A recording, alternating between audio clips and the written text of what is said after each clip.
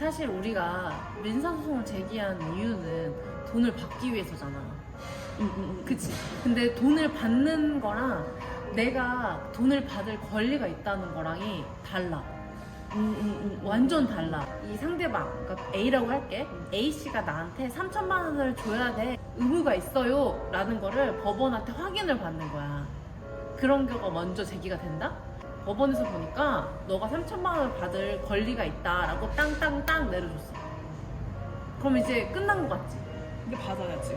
그치. 근데 이걸 받기 위해서 어떻게 해야 돼? 그러니까 이게 사람들이 되게 헷갈려하는 부분이야. 우리가 그거 하나만으로는 돈을 받을 수가 없는 거야. 이걸 가지고 상대방한테 가서 봐봐 나 권리 있으니까 돈 줘 하면 주면 좋겠지. 근데 사람들이 잘 안 주잖아. 그럼 어떻게 하냐면 소위 말하는 그 빨간 딱지가 있어야 되는 거야. 압류? 그렇지. 그래서 그걸 우리가 집행 단계라고 그래. 근데 어떻게 했어? 얘네들이 그 소송하는 동안 돈을 다 빼돌리겠지. 그래서 보통 나한테 3천만 원을 줄 의무가 너한테 있어 라는 소리를 제기하기 전에 뭘 하냐면 가압류를 하는 거지. 그래서 가압류를 들어가고 그 다음에 본안하고 마지막에 그 가압류를 집행을 하는 이런 식으로 보통 프로세스가 다 한꺼번에 진행이 되는 거야. 근데 지금 내가 들어온 이 사건 같은 경우는 가압류를 하지 않은 상태에서 임금 청구를 한 거지. 그럼 임금 청구가 됐어.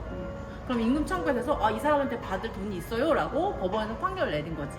근데 그 판결을 내렸음에도 불구하고 상대방한테 돈을 받으려고 하는데 받을 수가 없는 거야. 가압류를 미리 안 했어. 그리고 돈이 없으니까. 부동산이 없으니까. 부동산이 없으면 어떻게 하냐면 통장을 할 수밖에 없는데 통장은 가압류하기가 되게 어렵고, 그리고 이게 통장은 잘 가압류가 되지도 않아. 그리고 이미 돈 다 뺐겠지. 통장 돈 빼는 게 얼마나 쉬워. 근데 그때 변호사님이 지급 명령 신청 그런 거 할 수 있다고 했잖아. 지급 명령 신청이 결국은 아까 말한 중간 단계 있지. 얘는 얘한테 이런 권리가 있다라는 그거야.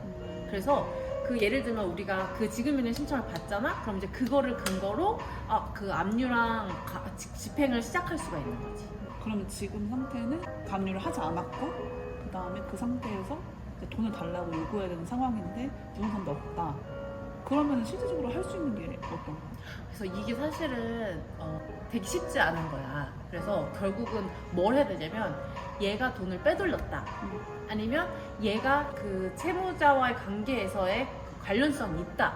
지금 사건 같은 경우는 와이프 명의로 돈을 빼돌리고 있는 것 같은 거지. 지금 얘랑 얘의 관계를 해가지고 이걸 다 그 제거를 하고 해야 되는데 이게 본안보다 더 어려울 수 있는 거지. 심지어 이게 법인이잖아. 그 상대방이. 그러면 법인은 폭파시켜버리면 또 끝날 수가 있단 말이야. 그래서 이게 쉽지 않은 싸움일 수 있는 거지. 근데 막 그런 거 있잖아. 와이프 명의로 돈을 이제 빼돌리고 있다라고 하면은 사실은 그 증거 수집하는 것 자체가 나한테 무슨 명령 권한이 있는 것도 아니고 통장을 이력을 볼 수 있는 권한이 있는 것도 아니니까. 근데 그런 경우에는 사실 증거 수집하는 게 너무 어렵잖아. 그래도 방법이 있는 거야. 그게 사실은 약간 법인격 부인까지 가야 되는데 내가 법인격 부인이 인정된 판례는 지금 하나 정도밖에 못 봤거든? 그러니까 거의 다 인정되기가 어려운 거지. 예를 들면 나는 의심이 가니까 근데 뭐 통장을 이 내역을 보여주세요라고 요청을 할 수도 있는 거야. 맞아. 그 제기하는 동안에 이 사람 이게 빼돌렸다는 거를 내가 증명하기 위해서 통장 내역을 뭐 조사를 해야 돼요. 그래서 여기서부터 여기까지 이 사람 통장 내역을 저한테 달라고 법원에다가 신청하는 거지. 그럼 법원이 은행한테 말해서 주라고 할 수도 있어. 그게 근데 본안 소송 안에 중간에 그렇게 해야 되는 거야? 그게 본안 말고 그러니까 그 집행 명령, 그 집행을 할 때 그 소 안에서 해야 되는 거지. 그럼 또 소를 제기해야 되는 게 맞아. 별개의 소인 거야. 그래서 가압류 따로, 본안 따로, 집행 따로인데 이게 가압류가 있는 상태에서 본안은 그냥 사실은 전환만 시키면 되는 거니까. 그러니까 이렇게 두 개를 하나, 이렇게 두 개를 하나 하는데 얘를 했으면 이건 서비스로 가능하지만 집행을 이 본안했다고 서비스로 할 수는 없는 거야. 그러네. 너무 빡세거든. 그래 더 어렵네. 품이 훨씬 많이 들겠구나. 그래서 우리 해제 소송할 때도 이거를 제대로 들어갈 때면 가압류가 같이 들어가야 되거든.